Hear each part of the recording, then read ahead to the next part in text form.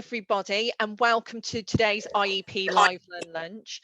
Those of you who join me regularly will know that I've been talking about this session quite a lot, and I've been really looking forward to it. And those of you who joined us for our digital technology conference back in September will know that we're in for a treat today. We've got Maria Smith joining us from Bounce Australia, and she's going to tell you a little bit more about who she is and what she does as we go through the session. But today's session is around harnessing the power of motivation. So with no further ado, I'm going to pass you over to Maria, and I'm going to pass over by saying sorry again for the technical glitches, and thank you very much for joining us today. Thanks, Maria. Thank you so much, and hi everyone, and good morning for you. So I've literally interesting scenario for us. I am my calendar appointment had it in another hour, and I have literally landed from Canberra. I've been in our capital city for a couple of days, and I have my hour and a half driven in, and Kelly's reached out and gone, it's starting, and I'm like, no, it's another hour, it's in my calendar, I've got the link. Anyway, so here we are right now, and I'm waiting. My computer was shut down and I'm loading everything up. But actually I wanted to start and just say welcome to our session and talk about harnessing the power of motivation to pull this thing together very, very quickly and get you what you need. But actually I wanted to start and just to give you a little bit of a brief overview of Bounce and who I am. Now, some of you were in a session with me last year or this year. Oh my gosh, it's like this whole 2020, 2021 is blended into one.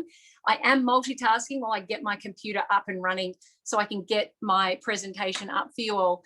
And just so you have a bit of a history, I started Bounce Australia, my company, back in 2006.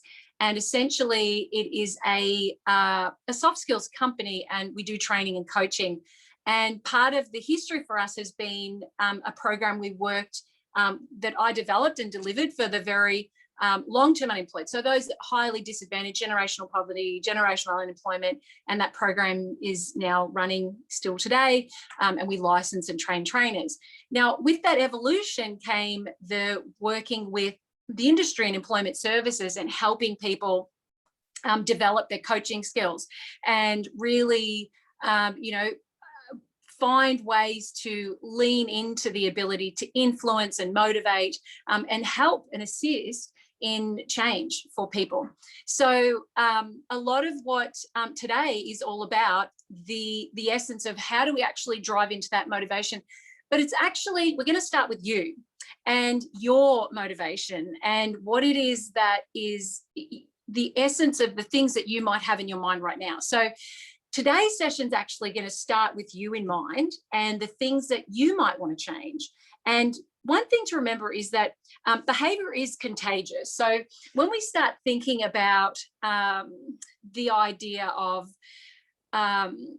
changing the things that we might want to have, so introducing new habits, new thinking, the things that are going to move us towards the outcome we want to start thinking about what's in it for me. And that's where I want to start today. And part of this reflection right now is, what are the things that you actually want for yourself out of this session? And what's really important, and sorry, I'll just do an aside and say, Helen, I have clicked that link again on my computer and I still am not in. So I'm not sure if you can add me in over here on my computer. And while you do that, I'll keep talking here. So one of the things that I want you to think about is what's a goal for you? What is something that you want to get motivated around? And oops. Oh, there I am. Sorry, I'm going to hang up here. Oops.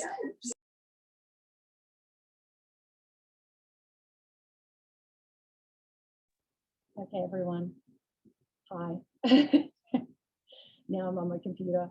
So yeah, so what's the thing that you have as something you want to find yourself sort of leaning into, because it's really good to give yourself a context of what is the goal for you. And that way we can really start to apply this in the idea of your motivation. Then we're going to apply it to the people we work with and our clients, and really deep inside, how do we begin to allow that inner intrinsic motivation to change people, and learning about what does it actually look like? How do we know when we're getting that for ourselves? And those little chunking, the behavioral pieces that'll chunk change so we can actually get to the outcome we want. So I want you now to reflect on that. And then in the chat function, if anybody wants to be courageous and chuck in their the things while I get my presentation up here. Sorry, guys, everything is just slowing me down. So if anyone wants to shut, oh, I'm sending muffled. Okay, thank you for that. Let me put these AirPods in. Okay. All right. Hopefully I sound better. And perfect, much better. Oh, thank you, Helen. Excellent. Thank you, everyone. So sorry about that. Awesome, awesome, great. So hopefully everybody heard everything I was just saying then. But what I'd love to know is, what's your goal? What's something that you want to sort of put into the chat if you want to, or privately send it to me? But what's something that you want to get motivated about? And I think part of the learning here is that when we think of something for ourselves, imply the learning, we're more likely to then understand the concepts to working with others as well. And, you know, motivation's an interesting thing, because it's one of those things where people get motivated by different things. Some people are motivated towards something they want, others are motivated away. So more about they want to avoid the pain, so they'll be motivated to do that. And we're going to talk a lot about that in this presentation once it comes up. So I'd love to see if anyone wants to send me a private chat maybe, and just some of the goals that you might have for yourself. What's something you want to get motivated? Maybe it's, you know, you want to get walking more. Maybe you want to have clearer thinking. Maybe you want to expand a new skill. So perhaps it's you want to enhance your writing skills or develop critical thinking skills as well. And I've got someone, thanks Sue, to complete a project that I'm finding very difficult to get into and to achieve the ever closer deadlines. Right, so there's a real sense of, you know, having a bit of a measured process to getting a project done, and that thinking, that's awesome. Learn how to speed read. I got to tell you, I did a speed reading course when I was 15. My mum sent me on to a speed reading course. It was so amazing. The thing about speed reading, you got to keep doing it. You got to actually keep the habit going. So if that's something you want to get motivated to do, awesome. So have that in mind. And then just each of you thinking right now, learn Braille as I am registered blind. Wow, fantastic. I think that's a really great goal. And to have that process and desire to get into that, and you've got a real desire, an inner intrinsic desire to have that goal, which I think is fantastic. Just want to see if there's any more. I've just got to move my screen here for a moment. Hopefully this opens. Any more? Okay, now what I'm going to do, because the presentation's taking a while to load, what I would love for you to do right now is right now thinking about, for those of you thinking of a goal, you don't have to share it to people, you can share it to me. What is your level of motivation right now when you think about, on a scale of 1%, just within your own mind, think about that, and where you consider yourself. Sorry, I've now got to log into my computer. Where do you see yourself in terms of that level of motivation? Sorry, everyone, I actually am now, I have to log into 365. And we've got another one, get back into swimming.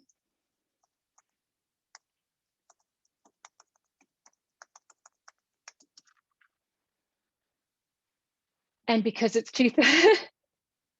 two-factor authentication, I now need to put the passcode in. We've had, while you're doing that, we've had some other people share some of their goals and motivations. So we've had Catherine said, learn to cook new dishes. If you need anyone to taste them, Catherine, I can let you know where I am. We've also had getting back, Lara says, getting back into swimming after a long time. Yeah, I think it's been a while for most of us if we don't live on the coast. I've put pack in the house because I'm supposed to be moving, and I need to pack boxes, and I'm too busy to do it. So that needs to be, my motivation needs to change. Sharon has said long COVID has interrupted my level of memory and reduced my motivation to learn. So thank you for sharing that, Sharon. It'll be an interesting one for Maria to explore with you. And Martin has said to complete an obstacle course race such as Tough Mudder at the end of the year. Some great ones coming in now. That's awesome, everyone. Thank you. All right, well, let me get this presentation started. It's loaded. And hopefully now slideshow. Now I'm going to actually lose everyone once it cuts it out. So Helen, more than happy if you ever want to lean in and ask me questions at all that you might want to cover off on as well. So there's just a bit about me, but again, this will be recorded. So if you want to go back and pause and read all that, you can, but I don't want to take any time up with that sort of stuff about me. So let's get into understanding this whole concept. Now, I just talked about where you're at in the scale of 1 to 10 with your motivation. Now I want you to think about your own. Where are you right now in the moment? And just do a bit of a scan for yourself. Scale of 1 to 10, where do you see yourself with your health, with happiness, work, relationship, motivation? Now, I've just put some examples there, and it doesn't necessarily, you might have some other areas that you want to assess. And I think this is important that you're finding the areas that are important to you to assess. These are good examples, and just give yourself a rating right now in your own mind. The important part about understanding why we do this is that we're engaging the brain in the process now. So what's important in the idea of motivation is what's in it for me. The brain's going to go, oh, I'm going to look for something now. I'm going to see what I can get here. And it's going to be paying attention to what is important to it, to the brain. And a lot of what I want you to be thinking about is how we do these things to get us moving forward. So let's start with this whole idea of the fixed mindset. And for ourselves and our clients, and we're going to talk later about our clients, but for ourselves right now, it's thinking about, how do I see myself and the work I do? How do I see myself in the context of my clients, in my world, at home with my family, friends? Where am I sitting in that concept? And Carol Dweck has done a body of work around our growth mindset and fixed mindset. And a lot of that she's sort of leveraged off Martin Seligman's work and he's sort of known as the grandfather of positive psychology. And he certainly has stood on the shoulders of other giants in order to create a brilliant body of work around what is it that has us move forward in our well-being. So when we think about this fixed mindset, it's often the idea that we might find ourselves looking at that, the glass is half full. We might find ourselves being de-energized. We look at things through the lens of it can't change. I'm not good enough. I don't have abilities to change something, or I was born this way. This is just it. This is where I'm at. And I think when we look at that idea of the fixed mindset, oftentimes when we're talking about motivation, it means that I'm going to look at things as either too hard, too difficult, why bother? And just as a reflection to think about, where am I sitting with this? So if the growth mindset is the desired outcome, then we think about that idea of here's an opportunity to grow. And when I look at what is a challenge is actually something that can really develop me, or that when I hear someone giving me feedback that's constructive, versus that fixed mindset, which is, well, that's criticism. And it's how we hear things or how we interpret things that really has an impact of how we approach the things that we want to start doing, leaning into and developing with ourselves.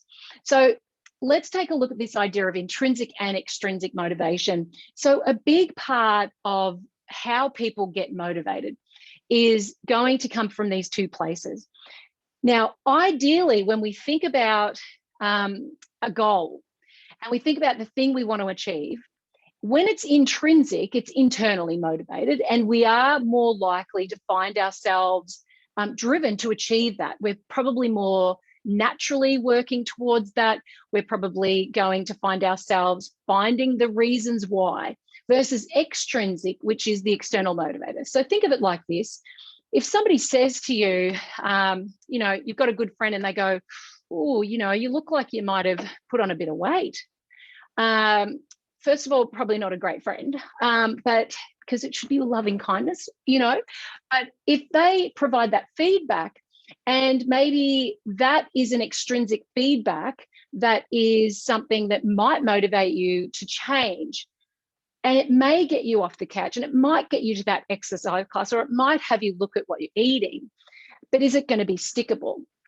Because intrinsic means that you are more likely to find yourself doing it for other reasons. So for example, if you think, I want to be healthier, I want to feel good, that's intrinsic. And I'm going to go towards the goal and go towards the thing that I want because it's intrinsic motivation. So a big part of this is understanding that in a lot of contexts, people find what gets them motivated is an extrinsic motivator. Somebody externally telling them to make a change. Somebody externally telling them, you know, that, hey, there's a problem here. Maybe in the context of work, maybe there's a bonus. And if I get this done, I get money, I get a bonus, or I get a day off, or I get a gift certificate. If that's an extrinsic motivation, it may actually work for some people. But if you're somebody that is like, oh, that's not really motivating me, you might be more motivated by the intrinsic. I feel good when I do a good job. Like, I feel good if I've had somebody help somebody into employment. That intrinsic motivation is going to be more stickable. So extrinsic, I do my job because I enjoy earning money and buying nice things. That's more an extrinsic motivation, versus that intrinsic. I do my job because it keeps my mind active and makes me feel good. Now, you're going to have your reasons for the job you do. But when we think about the goals that you want and the things that you want to achieve, think about where is it sitting? And we're going to layer this with another piece of research as well. But when we look at this idea of I help people because I enjoy the recognition I receive from others, that's extrinsic. Or I help people because it feels like I've achieved something. You can be both. The reality is you can have a sense of, I do it because I like the recognition and it feels really good. But when we're talking about the things that we want to get up and achieve, so if it is about a project and having the task that you want to complete, find the what's in it for me, find a deeper why to have it become intrinsic. And the reason why is I'm going to share later. So we're going to open that loop and we're going to talk about what gets in the way of our motivation, because a lot of times this is a lot easier to unpack, because I'll guarantee all of you have thought about the thing you want to do. And I bet you've got clients where they come in and they're like, you know, I really want to do this thing. I really want to take that class. I want to learn, you know, and finish that qualification. And they say the things they want and then nothing changes. And we all as human beings have that. And I'll talk about that later with our brain and the system 1, system 2. But what gets in the way? And the first thing is decision fatigue. So when we are making so many decisions in a day, when I get up, what do I eat? Who do I talk to? What do? I look at my emails, I make phone calls, I talk to this person. We've got to make all these decisions. Am I having a latte today or am I having a cup of tea? All of those decisions actually take energy and take a resource within our mind. So what that means is that if you've decided that after work, you're going to go for a walk, or after work, you've decided you're going to cook a really healthy meal, by the end of the day, because you've made so many decisions, you're actually more likely to go for the default easy option, the takeaway, the drive-through, the quick, easy, not so good for me food, even though you were so desired to have the motivation to change, you're eating and eat healthier. What gets in the way is decision fatigue. So there's a strategy for that, which I'll talk about soon.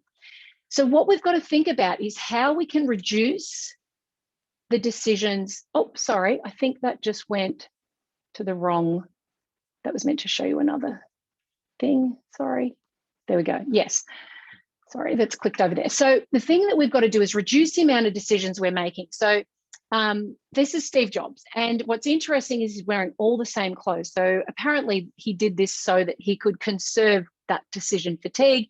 Wake up, that's what I'm wearing. I actually know a guy who has the same clothes. He buys blue shirts, pants, and the same brand of socks and jocks, and that's it. And that's what he wears and nothing else. He doesn't have to decide what else he's wearing. Now, for some of us, it's not going to work. But when we think about how many decisions we're making, if we can reduce the amount of those decisions and things like planning, having prep, like having that strategy so our system 2 part of the brain is engaging, is actually going to help us be more energized. When you think about your clients, how many decisions do they make? So when they come to you or when you're talking to them and you're engaging with them, they've already become exhausted from the decisions. And sometimes indecision is a fatigue, not deciding. And having too many options can create fatigue as well. So if I say to you, you've got 5 choices, that's overwhelm. The brain's like, what? It's actually better to have 2 to 3 when you're giving someone options, and ideally 2. So for ourselves, it's the same thing. Reduce the amount of decisions you're making and pre-plan the decisions. So that's why eating plans work well when we talk about food and healthy choices. So when you go and have the prepared meals and they come to you, or you've gone and done the amazing thing on a Sunday and cooked all the meals for the week, that's a strategy that works. You don't have to think about Monday night's meal. It's there in the fridge and it's labeled. So those things work really well. At work, same thing. The more you have a process to go, Monday's my admin day, Tuesday's my marketing day, Wednesday's my, build networks day. Having that concept of a structure of how you want to engage with your week will actually reduce the what am I going to do today kind of ideas. Now, I know some of you have got a very good plan and you work the plan, and that makes a big difference as well. So the other thing that actually gets in the way is our lack of vision. And so we want to actually get clear on exactly what we want. Now, one of the things that we think about here is when we're engaging in the vision of what it looks like, we're actually engaging that system 1 of the brain, the emotional part of the brain, the part of the brain that gets really inspired and feels the energy towards a goal. So oftentimes when I'm coaching people, it's when I ask them what they want and they go, I don't know, they aren't motivated to do anything because there's a lack of vision. And that's the thing. When there's a lack of vision, there's a lack of motivation. So finding the vision of what it is. And the reason I say vision is because it's interesting. When I started delivering the Bounce Soft Skills program back in 2006, when I would ask the question of my clients, the job seekers in the program, and I'd say, where do you see yourself? They didn't actually see something. In fact, they weren't looking for the visual piece of it. They would sort of scan around, and then finally they'd say, well, how do you want to feel about the future? And then they would answer, oh, I want to feel like this and I want to feel like that.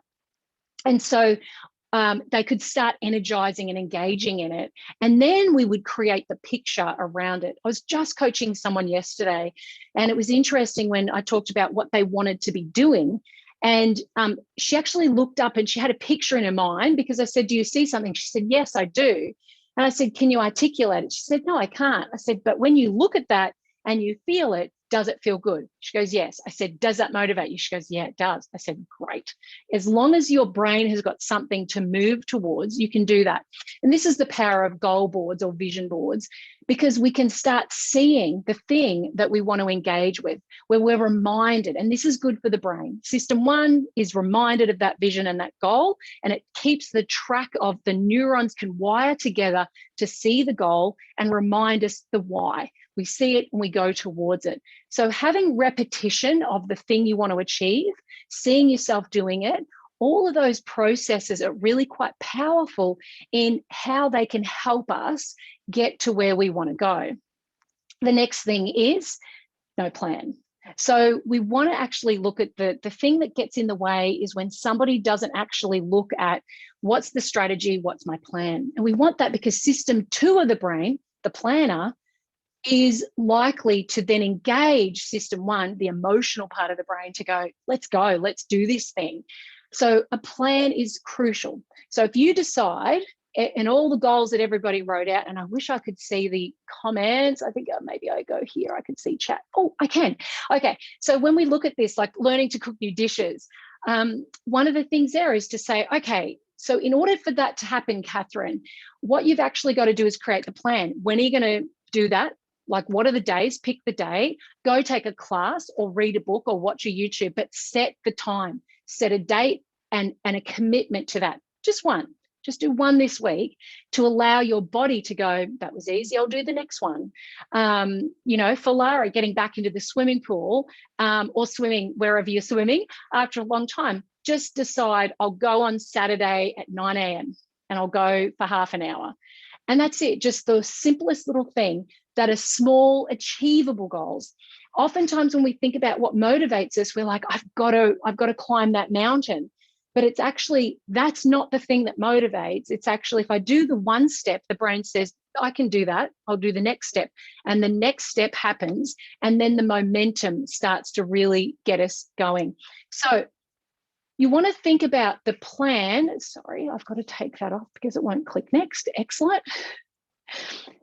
So you've got to think about your plan and have a really clear plan and the to-do list. So what are the actions I'm going to take, and make it simple? And this is really important when we talk about your clients.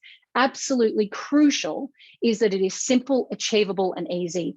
And this is that thing that, you know, there's a whole slew of books and research and evidence about motivation or self-determination theory, or the things that hope theory, the things that have us move and take momentum forward. It's all out there. You could walk into the bookshop right now and find a book on it. And the reality is, it's that people just don't do the one thing. It's just one step, one thing. Keep it easy and keep it simple and have a plan. The next part of it is a values alignment.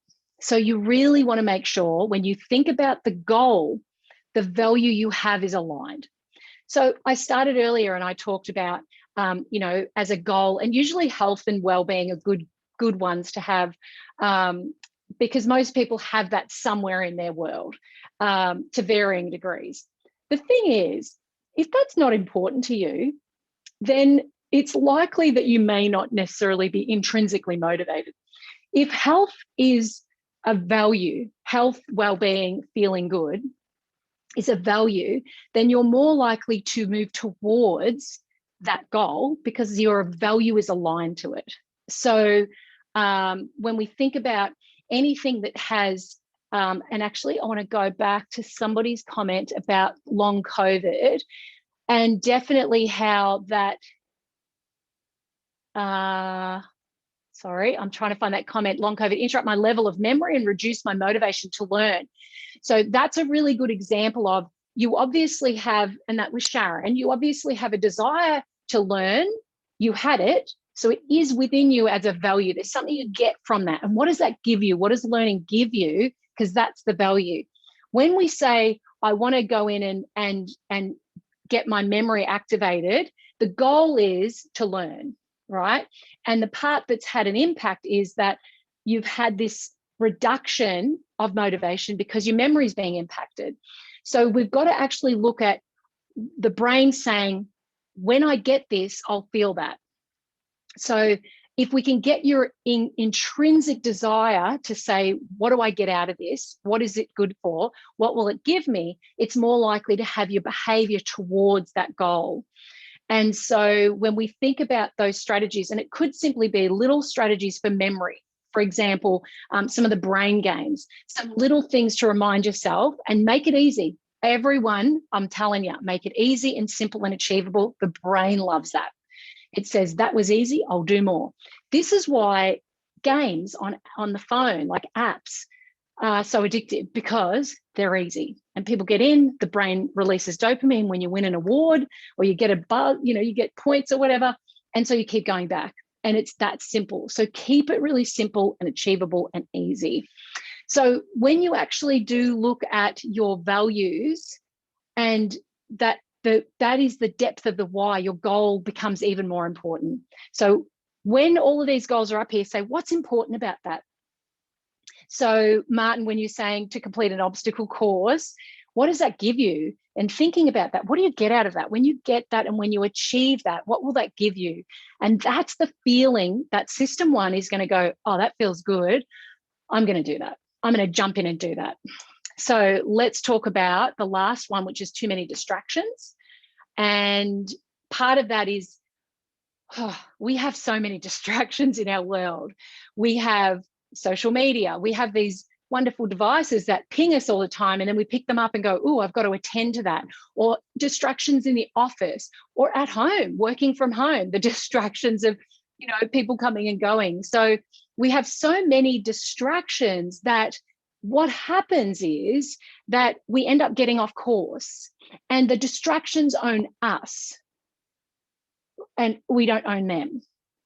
And this is where we want to own our goal, own the space and own the strategy that we want. So it means reduce the distractions and set some limits. And this is a big part to how I actually implement the motivation to move and change. So where you know you've got a distraction, and you've got to think about this, like, what distracts me? What have I got in my world that distracts me? For those of you that have a distraction of social media, if there's a notification that pings and you've got to look. When I talk to kids or, you know, high school kids, and I'll talk to them, it's always their hands go up. When I say, who's got a phone? They all go up, and I say, how many of you got social media? Yep. And when you get some notification, you pick up, yep. I said, great. So who owns their phone? And they're like, oh, mum and dad or whatever. I said, great. Well, guess what? Your phone owns you. And you just see their faces, because the reality is it is controlling the brain. I'm not choosing to. So we want to find the distractions in our own reflection and think about what are the things that are distracting me from getting where I want to go. So if it is about, Helen wants to pack up the house. So it's likely, if it's a task that we go, oh, I've got to do that thing, we're going to find reasons to not do it.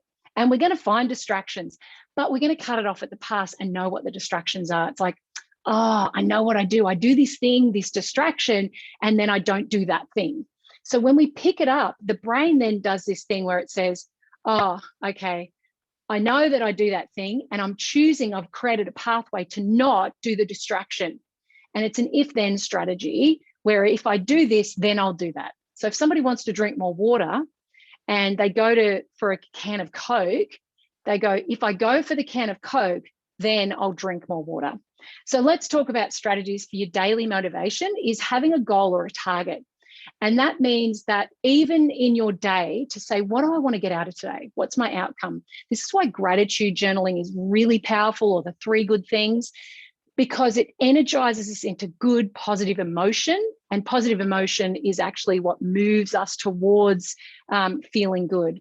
So have an idea of what do I want this day to mean to me? What do I want to get out of the day? What's my intention? What's my outcome? All of that language gets the brain going, great, that's what we're doing. That's where we're heading. And then we want to think about planning out the day or the week. Now, I actually was reading something recently, though, that was saying that there was a research where some people that planned out their day or week versus those that said within the month I will achieve these things, those that said they'll achieve those things in that month actually were more likely to achieve the things versus those that planned out their day and their week.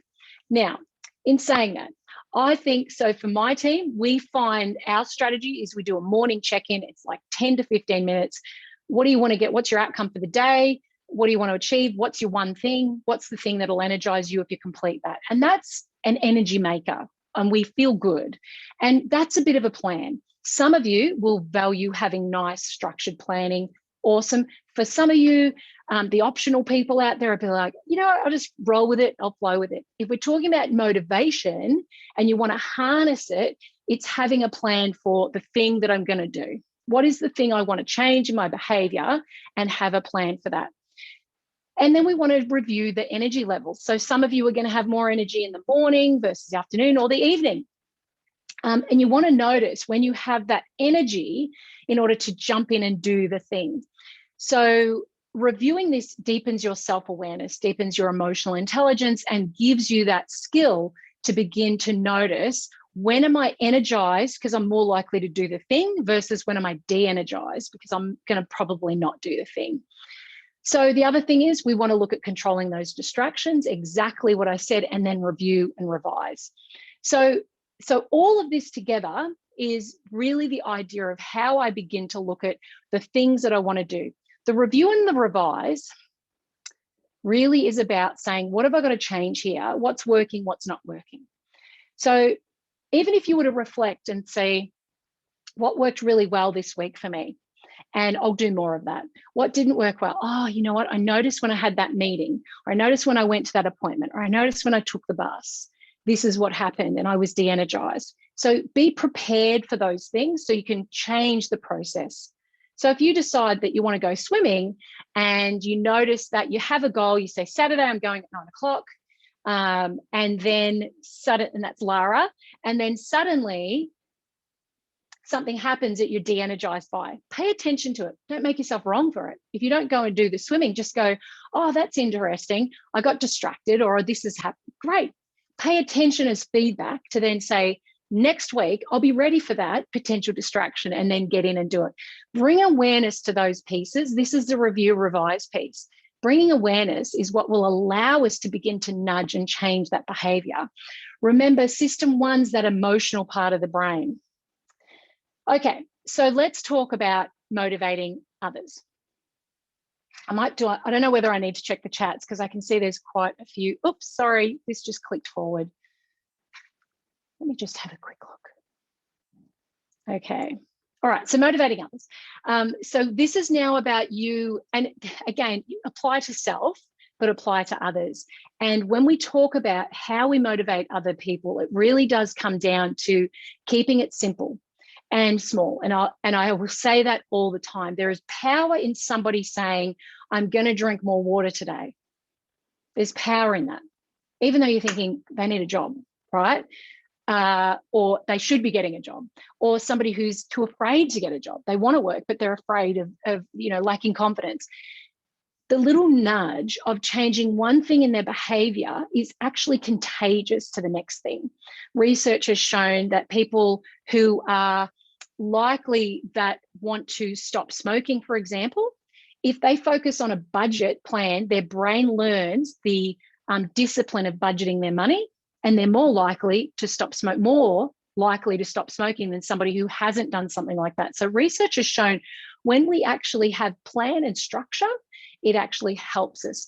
And when I started, I talked about behavior is contagious. When you're talking about, your clients being around others and change is happening, it can motivate people to say, oh, change is easy, change is simple. I can begin to get motivated towards that change. So part of what you want to be doing with your clients is building that trust, and building enough trust that they feel that the change is going to be safe, that it's going to be okay. And so the little changes are so powerful. We have a process in our Bounce program, which is all about what's the one thing that they agree to, and it doesn't have to be massive. Some people have massive things that they want to get, they want to take a big goal and make it happen. Awesome. But we actually celebrate when somebody has the littlest thing to say, I'm going to come and be here on time tomorrow. Like, let's celebrate that. That's a great thing, because that's a behavior change. Think of everything they've got to do to get up earlier, to get ready, to get on the bus, to get to the class, to be there and be in the program. That's an incredible amount of work. Now, for some of us, we're like, what are you saying, Maria? I got to work every day. I'm always on time. That's just what I do. Yep, because your brain's being trained. But a lot of our clients don't have that training. And so that's what this is about, is making the things that you are helping them achieve, even if it doesn't seem job related. Those little nudges will impact those choices later on. We want to train their brains. So the simplest things that change that behavior allows them to engage in it. So part of this regular check-in, how'd you go with that? And if using coaching strategies, it's the questions we ask, the deepening, the clarification as well. So let's talk about how they might be motivated as well. So again, when we think about if they're intrinsically or extrinsically motivated, you'll get it through the questions and observations. So you want to ask the questions. So for example, celebrating the small wins is really great. And I'm just going to go back and actually, Kim, I'm going to ask you about learning Braille. You don't have to respond to this, but I'm just going to have you think about this as I'm registered blind, and I'm going to ask you questions and just have your own reflection, just as an example of those questions. So Kim, thinking about going forward and having your experience of actually learning Braille and how profoundly that would impact you, all the things that it means for you, having your reflection on that right now, how would you feel? And you don't have to write anything, but just thinking about that, how would you feel? And what would that mean for you going forward? Now, I'm asking the questions that are about the future pacing. So part of this is so Kim's brain will start thinking about, yeah, that's going to feel good. And I'm making an assumption, but I'm thinking it'll feel good. I'll feel inspired. Who else can I help? What does this mean for the work I can do? And other people, who could I inspire, or a role model? Who could I be a role model for? Part of that, in the responsiveness, if somebody is responding with, yes, I could do that, yes, I love that, or they give you the words to hear it, you're going to start picking up on whether they've got that fixed mindset or whether they've got a growth mindset, just in their responses. So you ask somebody, Catherine, learning to cook new dishes. So Catherine, what would that give you? How would that feel? Now, Catherine might have a response that is, I just don't know how I feel about cooking because I think I've burnt dishes. I don't know, Catherine, if you have. But let's say I hear that and I think, oh, she's got a fixed mindset. We don't want to default to that. We just want to be in the listening and help people move to that growth mindset. Again, it's not failure, it's feedback, getting people to realize that they can learn new things, we can change, we can grow, we can evolve. So taking your concepts of what they want, I might just see if I've got some. Yeah, I love that. Kim's response, it would be a massive achievement for me to be able to confidently read Braille, and also it will help me teach or help others who have a sight loss. What is so profound about that, Kim, is that there's a reason why there's a deeper inspiration. That motivation is intrinsic, and you can see in her language the growth mindset. And that tells you that Kim is more likely to take action and move forward with that. So how do we move someone from a fixed mindset to a growth mindset? These little nudges are a big part of it. The process of getting somebody to self-reflect, having the one thing. And I know sometimes we meet with our clients and we're like, oh, you need to go and get this degree, or, all those big things are massive, thousands of steps versus the one little action. I'm going to look up online about that course. I'm going to do some research on that one thing. I'm going to make one phone call. One little thing that will nudge to the next thing. And trust me when I say this for yourself, any of those goals are going to nudge to the next thing. And it accelerates the feeling inside to get us moving. So when we understand what's important to our clients, this is actually what will intrinsically motivate and drive them. When you have your goals and what you want to do, your behavior changes you want to instill, there's a value getting met that will drive the behavior. So asking a client what's important to you gives them a sense of purpose. So if somebody, it's about, the job they're going to look for, and ask them, what's important to you? And they say, my family. What's important about that? Well, it's my belonging or my connection, or, well, they've got my back. They're always looking out for me. So that's really powerful to have a sense of that value is what's driving a behavior. So what are the things you could do in order to have more of that? What are the actions? So how does you having this behavior change? How is this having this job, or going out and taking this class, or stepping out of your comfort zone? How will that increase your family connection and belonging? And part of that questioning gets them to reflect and think, well, I'll probably be happier. I'll probably be better at being with my family. So that we're driving the value to get the change. And in a lot of ways, we don't think this way. We think about what's the goal, go for that. But actually, we want to think about what's important to us. Even though today I asked you what your goal was, because I wanted to be able to see that. Yes, Kaz, would you see young people as much more extrinsic? Absolutely. The conditioning is huge now for them, because everything is this visual culture, and a have culture, and not all young people, but absolutely we're developing extrinsic, and to get them intrinsically motivated is really powerful. And in order to do that, we've got to get them self-reflecting as well. So one of the things that you want to look at is having, and again, it's having the one thing they can do that leads to the next thing. So walking around town, walking around wherever you are. I live in a kind of a village, so it's a town. Walking around, a supermarket to think about, I could work here. Walking around the space that they would like to work in, or maybe they're thinking of what's next for them in education, or they want to go learn something new. Go walk around and look at that. It could be speaking to a friend. That could be the one thing they're doing. Writing the cover letter, applying for the job, updating resume, all these things they can do. It's the little steps that can allow them to then look at starting to work. And again, it could just be a behavior change that we want to start instilling to then lead to that next thing.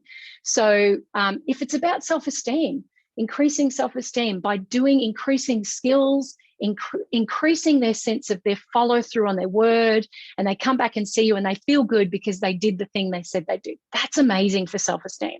It's amazing to have people follow through. What it does, they light up, they get energized, and it's really quite powerful.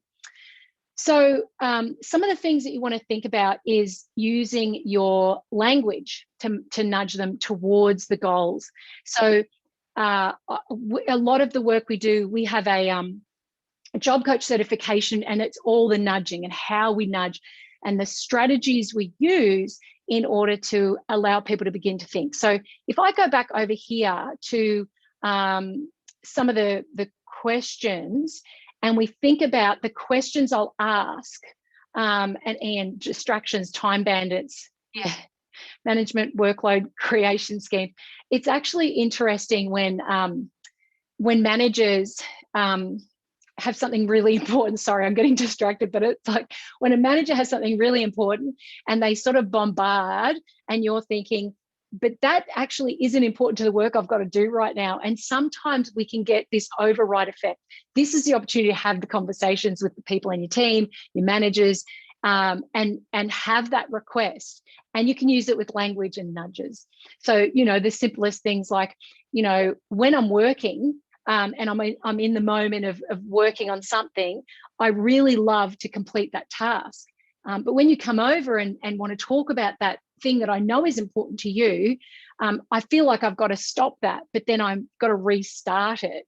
Is there a way we can find a way to work together? Is there a way we could do this where it's going to work for you? And manage your managers. I think sometimes having those coaching conversations with our leaders is really quite powerful and profound. I do a lot of coaching in an executive leadership space, and it's quite incredible when you see the process of people not asking great questions, or not being prepared to ask the questions, or accepting this is just how it is. And I was actually just listening to a podcast, a story about oh my gosh, and what it was the subway, and the one of the guys working at the ticket office, somebody came up and said, oh, there was a tissue on fire, and they were like, that's not my area, that's not my problem. So rather than go and lean into asking questions about it, oh, where specifically, let me find someone who could help. And then we go to that default of going, I'll just pretend not to know. See, the thing is with motivation and moving into that desire to change, it takes energy. So we actually need to have the process in our brain of a plan, a desire to take action, get energized, find the intrinsic value, what's important to me, what's in it for me.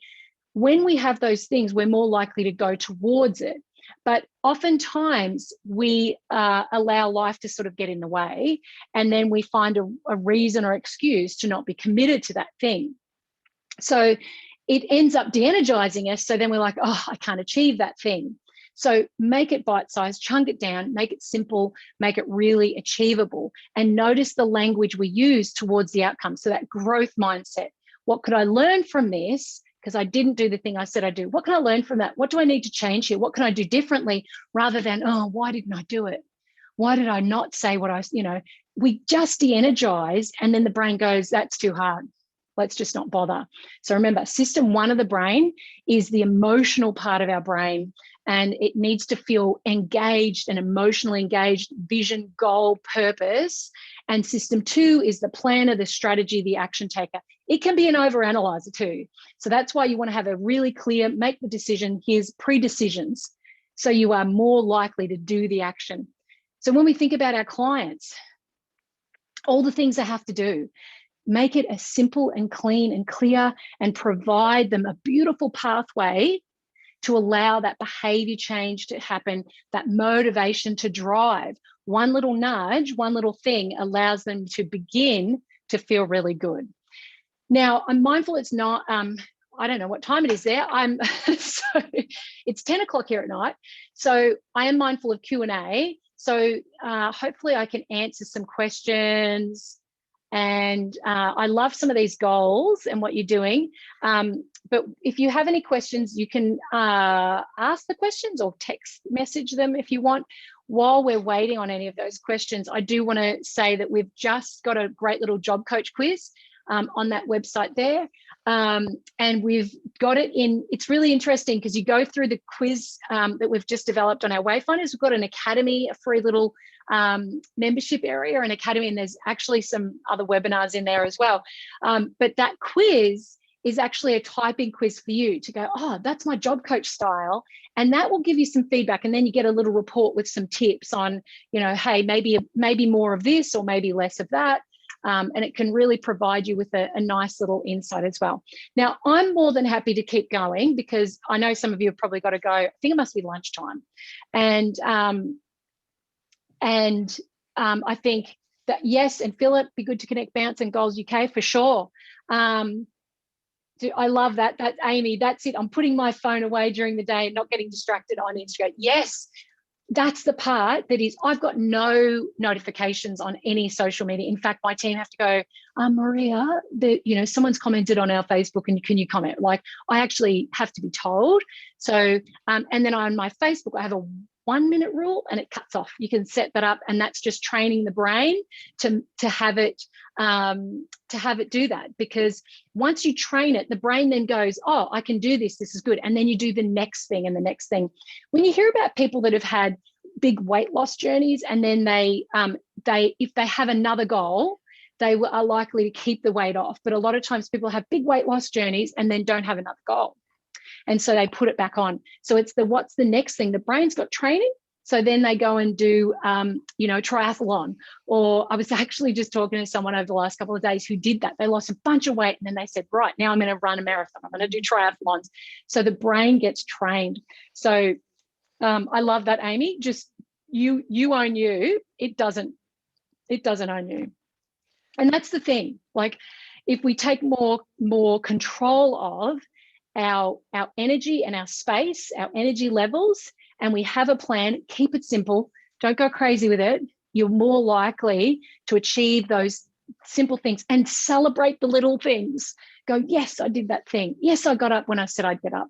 I got myself out of bed this morning at 6 a.m. because I knew I had a big day, but I wanted to have a workout, and it was really important. And I now stand here now going, oh, so glad I did that. Like, I'm so glad I did that because it's really important. Okay, I've got a question. I might just move this over here.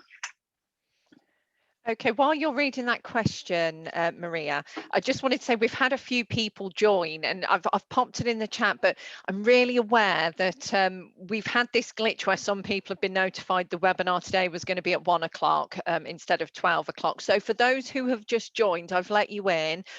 We really, really, really, want you to see all of the content because it's been a fantastic session. So I will be sharing the link, and apologies for that glitch. I hope we'll be able to bring Maria back maybe to run this session again because it's been fantastic, but we will be sharing this recording. So please don't think you've wasted your time joining at this stage because you will get the recording. So I know you were just about to answer Dahlia's question at that point, Maria. Yeah, so it actually so I think what Dahlia said is, I think you said that people who plan their day or week are less likely to achieve their goals than those who plan their month. Did I get that right? Yeah, so that was just some research I'd read recently. I was like, what? That I think what it is that, again, it's simple and easy for the brain. So what's the one thing or the thing I want to get done this month? It's likely the brain will hold that task to go, yep, I'm getting that one thing, versus the 20 things I'm getting done today and then tomorrow and the next day and the next day. Now, for some of you, though, that have a strength in the planner and the process, like Kelly Mason on my team, she's an incredible planner and doer and action taker, and she thrives. So if I said this to her, just plan your month out, she'd look at me and go, I'm sorry, what are you talking about? And it wouldn't work for her. So again, know yourself and really think about, what works for you. I think I'm a little bit more like, what do I want to get done this month? What's really important to me? Or I look at my week and go, what's the outcome for the week? What's the intention? What's my one thing that'll energize me? And every time I think like that and I get it done, guess what? I end up getting 5 other things done because I'm energized by the one thing I said I'd do as well. So again, lean into your own sort of sense of where you get moved, inspired, and stick with that. So, and Maria, yes, I had the link for now. So this is why I've literally gotten off a plane, drove in, and then I've gone, Kelly's like, Maria, the session's up. I'm like, no, it's not for another hour. I've got time to turn on the computer, prep it all, and all good. We're good to go. Okay, so yes, I can only apologise. I'm not sure how that's happened or what's happened, but most of us made it. And for those of you who have just joined at the end, I'm really sorry to say you have missed a fantastic session, but you haven't missed it because we've recorded it. It's recorded. And Maria is a friend of the IEP, so I will beg and beg for her to come back for another session, and then I will quadruple check we don't have any glitches on future sessions. All good. Thank you so much. And if I'm happy to stay on, if anyone wants to chat, if you want to stop recording, I'm happy to connect. And happy to do this one again. I feel like I moved through it quite quickly, but I think you got the essence of the idea of harnessing that motivation as well. So I always love doing stuff with you guys. It's fantastic. Fantastic, thank you. Well, at that point I will stop the session, but because we've had some people join late, I will not stop the session, stop the recording. But thank you again for that. Normally at this point I tell people what's coming up over coming weeks, but I'll just say to everyone, look at your e-learning network bulletin and you can see what's coming on. So I'll stop that recording there, and thank you very much again, Maria. Absolutely.